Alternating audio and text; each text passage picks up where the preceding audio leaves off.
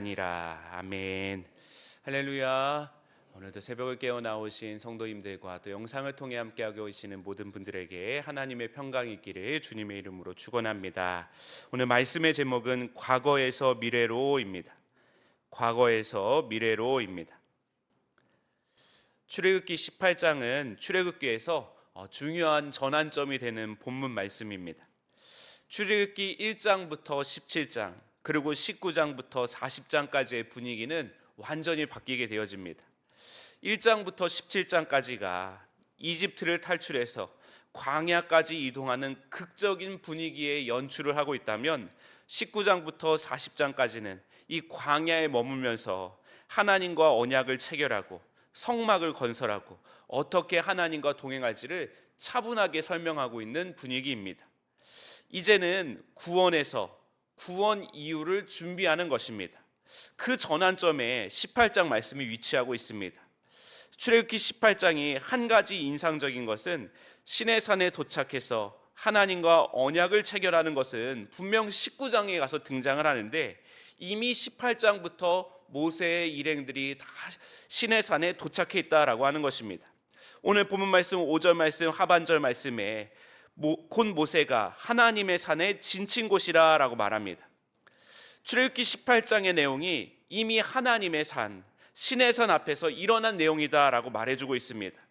그런데 이 지점에서 갑작스럽게 모세의 장인 이드로가 등장을 합니다.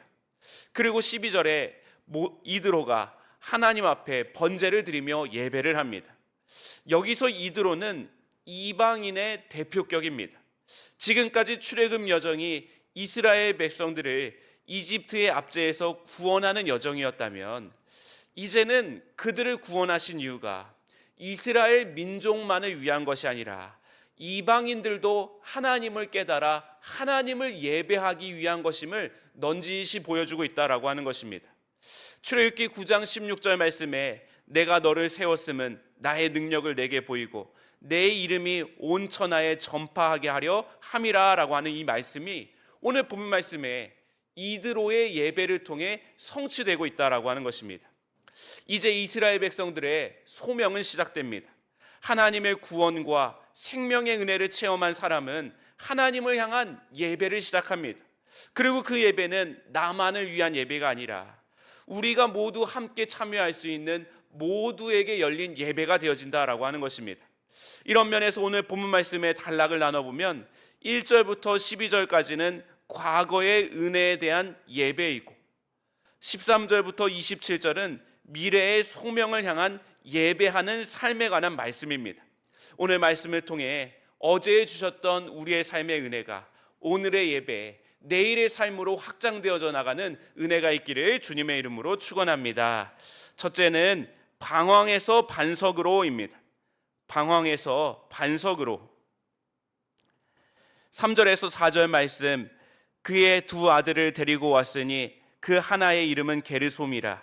이는 모세가 이르기를 내가 이방에서 나그네가 되었다 하미요, 하나의 이름은 엘리에셀이라. 이는 내 아버지의 하나님이 나를 도우사 바로의 칼에서 구원하셨다 함이더라 라고 말합니다. 하나님께서 모세를 통해 이스라엘을 애굽 땅에서 이끌어내셨다라고 하는 이 소식을 들은 장인 이드로가 모세가 돌려보냈던 십보라와 두 아들을 대동하고 하나님의 산으로 왔습니다. 모세가 언제 아내와 두 아들을 장인의 집에 맡겼는지는 모르지만 이 두 아들의 등장이 상징적인 의미를 가지고 있다는 것을 오늘 본문은 설명하고 있습니다. 먼저 모세의 첫째 아들의 이름은 게르솜인데 그 이름의 뜻이 이방에서 나그네가 되었다라고 하는 뜻이라고 이야기합니다. 또 둘째 아들은 엘리에셀인데 하나님 아버지가 도우사 바로의 칼에서 구원하셨다라고 하는 뜻이라고 소개를 해주고 있습니다. 모세의 두 아들의 이름은 사실 이스라엘의 역사와 하나님의 구원을 뜻하고 있습니다. 이스라엘은 게르솜 같은 인생이었습니다. 고향을 잃어버리고 나그네가 된 인생이었습니다. 그러나 하나님께서 그들의 아버지가 되어주셔서 그들을 바로의 칼에서 구원하셨다라고 하는 것입니다. 이제는 게르솜의 인생이 엘리에셀의 인생으로 전환되었다라고 하는 것입니다. 창세기 4장에서 아담의 아들 가인이 자기의 동생 아벨을 죽이고 하나님 앞을 떠나게 되어졌습니다. 창세기 4장 16절 말씀에는 가인이 여호와 앞을 떠나서 에덴 동쪽 놋 땅에 거주하더니 라고 말합니다. 여기서 가인이 거주하던 에덴 동쪽 놋이라고 하는 땅은 유리하다, 방황하다라는 뜻을 가진 땅입니다. 하나님의 앞에서 사람이 범죄한 뒤에 그들의 삶의 자리는 어떤 자리였느냐? 떠돌아다니는 방황의 자리였다라고 이야기합니다. 이 놋 땅에 거주하게 된 가인은 첫 번째로 한 일이 무엇이냐? 성벽을 쌓는 일이었습니다. 자기 주변에 있는 사람들이 모두 다 적으로 보였기 때문입니다. 모든 사람들을 나의 생명과 재산과 가족을 누리는 적대자로 보기 시작하는 순간 그는 성벽을 높게 쌓아갔다라고 하는 것입니다. 오늘날에도 사람들은 자기들만의 성벽을 쌓아갑니다. 돈의 성벽, 명예와 권세의 성벽, 관계의 성벽을 쌓아갑니다. 불안하기 때문입니다. 하지만 그 성벽은 마치 바닷물을 마시면 마실수록 갈증이 깊어져 가듯이 불안을 가중시킬 뿐 해결책이 되지 못합니다. 이런 면에서 오늘날 수많은 사람들의 인생은 모세의 첫째 아들 게르손과 같은 인생입니다. 여러분, 우연의 일치인지 모르지만 모세도 히브리 사람을 괴롭힌 이집트인을 죽이고 애굽의 동쪽인 미디안 광야로 도망하게 되어졌습니다. 그리고 그 동쪽에서 방황하다가 아들을 낳아 나그네라라고 하는 게르솜을 낳았다라고 하는 것입니다. 그러나 하나님은 방황하고 유리하는 모세를 놓지 않으십니다. 하나님은 모세를 불타는 떨긴 앞에 부르시고 그를 통해 백성들을 이집트의 칼에서 구원하셔서 엘리에셀의 삶으로 인도하셨다라고 하는 것입니다. 사랑하는 성도 여러분, 신앙생활은 게르솜의 인생에서 엘리에셀의 인생으로 나아가는 과정이다라고 하는 것입니다. 방황하고 유리하는 불안의 인생에서 구원의 반석 위에 서가는 것이 믿음의 절정이다라고 말하고 있습니다. 세상은 여전히 우리를 흔들고 넘어뜨리려고 합니다. 그러나 하나님의 손을 붙잡는 사람들은 넘어져도 쓰러지지 않으며 흔들려도 길을 잃어버리지 않습니다. 시편 37편 23절에서 24절 말씀, 여호와께서 사람의 걸음을 정하시고 그의 길을 기뻐하시나니 그는 넘어지나 아주 엎드려지지 아니함은 여호와께서 그의 손으로 붙드심이로다. 오늘 저와 여러분이 하나님의 손을 꼭 붙잡고 주어진 믿음의 길을 걸어가며 세상이 아무리 우리를 방황하게 만들지라도 구원의 반석 위에서 하나님을 향한 진실한 믿음의 길을 계속해서 이어가시기를 주님의 이름으로 축원합니다. 둘째로 알매서 예배로입니다. 알매서 예배로입니다.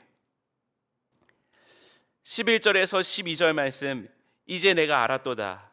여호와는 모든 신보다 크심으로 이스라엘에게 교만하게 행하는 그들을 이기셨도다 하고 모세의 장인 이드로가 번제물과 희생 제물들을 하나님께 가져오매 아론과 이스라엘 모든 장로가 와서 모세의 장인과 함께 하나님 앞에서 떡을 먹으니라 라고 말합니다. 모세의 장인 이드로가 하나님께서 그동안 행하셨던 일들에 대해서 듣게 되어졌습니다. 그 놀라운 출애굽 여정에 대해서 들은 이드로는 이제 내가 알았도다 라고 하면서 하나님을 높이기 시작합니다.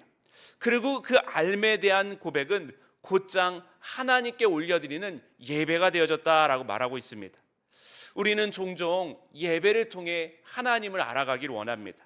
예배를 드리다가 하나님께서 알려주시는 뜻을 알기 원하거나 예배를 통해 뚜렷한 응답도 받고 싶어 합니다.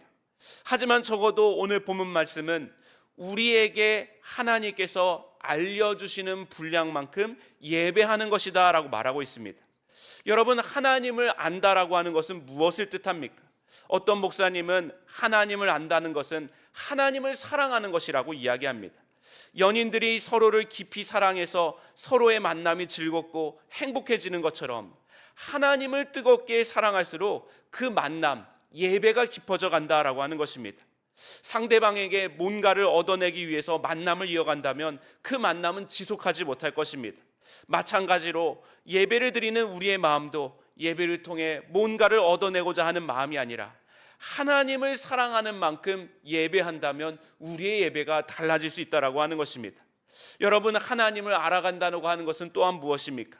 하나님이 아파하실 때 나도 아파하는 것이고, 하나님이 기뻐하는 것을 진심으로 기뻐하고, 즉 하나님의 마음을 알아가는 것이다 라고 하는 것입니다. 철학자 김용규 교수의 철학 카페에서 시 읽기라고 하는 책에 보면 너 혹은 그대라고 하는 2인칭은 우리가 응답할 수 있는 상대로 간주할 때만 사용하는 단어다라고 말합니다. 그 혹은 그것은 나의 삶에 직접적인 영향을 주지 못한다라고 말합니다. 결국 하나님 안에 있는 사람에게 그것으로 간주되는 사람은 아무도 없습니다.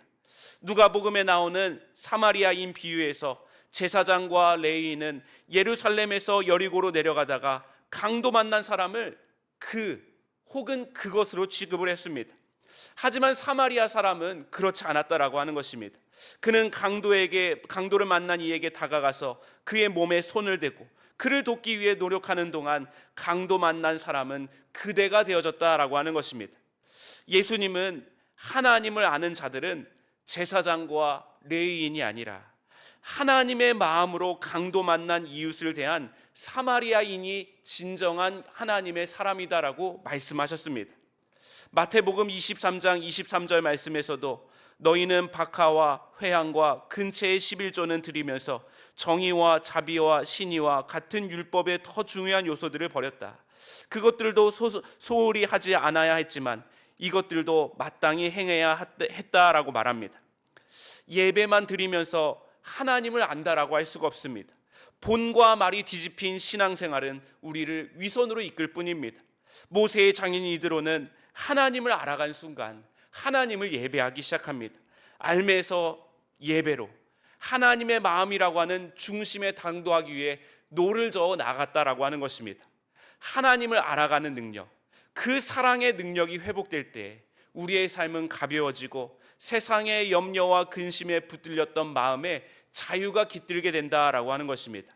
오늘 그 자유와 은혜를 가지고 우리가 하나님을 알아가는 삶의 분량만큼 하나님을 더 뜨겁게 예배하는 저와 여러분이 되어주시기를 주님의 이름으로 축원합니다. 셋째로 홀로에서 함께함으로입니다. 홀로에서 함께함으로. 오늘 본문 말씀 18장이 출애굽기에서 중요한 전환점이 되는 이유 중 또 다른 한 가지는 이제 역사의 주인공이 모세 한 사람에게서 이스라엘 백성 전체로 확장되어져 나간다는 점입니다. 그 첫 번째 전환은 12절 말씀에 있습니다. 모세의 장인 이드로가 번제물과 희생 제물들을 하나님께 가져오매 아론과 이스라엘 모든 장로가 와서 모세의 장인과 함께 하나님 앞에서 떡을 먹으니라. 이드로가 하나님을 예배할 때 홀로 예배한 것이 아니라 직접 하나님의 구원 역사를 경험한 이들과 함께 예배를 했다라고 하는 것입니다. 더 정확히는 이스라엘 백성들의 예배에 이드로가 참여했다라고 하는 것이 맞을 것입니다. 이제는 이스라엘도 자기 민족들끼리만 예배하는 것이 아니라 하나님을 알아간 사람들 그 누구나 함께 예배하기 시작합니다. 그리고 여기서 그치는 것이 아니라 14절에는 모세의 장인이 모세가 백성에게 행하는 모든 일을 보고 이르되 내가 이 백성에게 행하는 이 일이 어찌 됨이냐 어찌하여 내가 홀로 앉아있고 백성은 아침부터 저녁까지 내 곁에 서 있느냐라고 말합니다. 이튿날 이드로는 모세가 백성들의 갈등을 중재하기 위해서 온종일 애쓰는 모습을 보고 지켜봅니다.